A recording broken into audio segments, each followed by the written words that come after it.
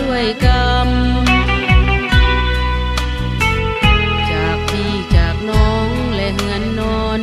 จากถิ่นดินดอนที่เคยทำดวงใจสุดซ้ำโศกสันคงจะโดนเจ้าเอ๋ย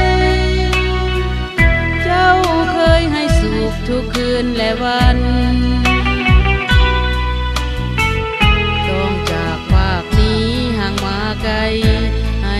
สุดอะไรเหลือลำพันดวงใจสุขสันต์ทำหา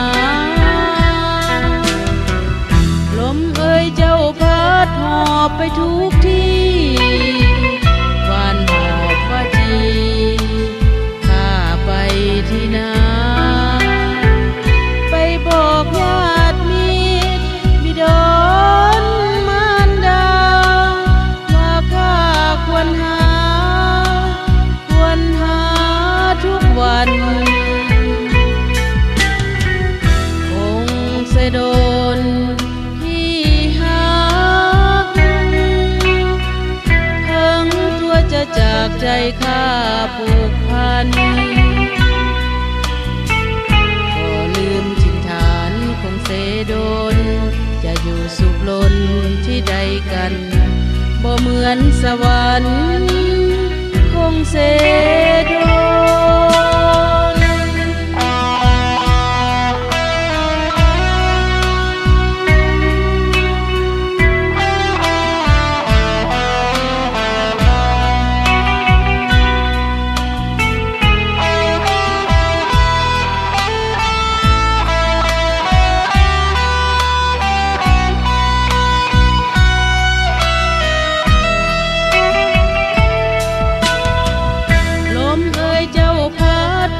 ไปทุกที่วานหอบว่าดีข้าไปที่นาไปบอกญาติมิตรบิดรมารดาว่าข้าควรหาทุกวัน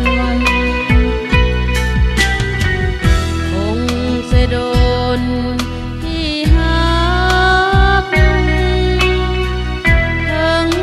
จะจากใจข้าผูกพัน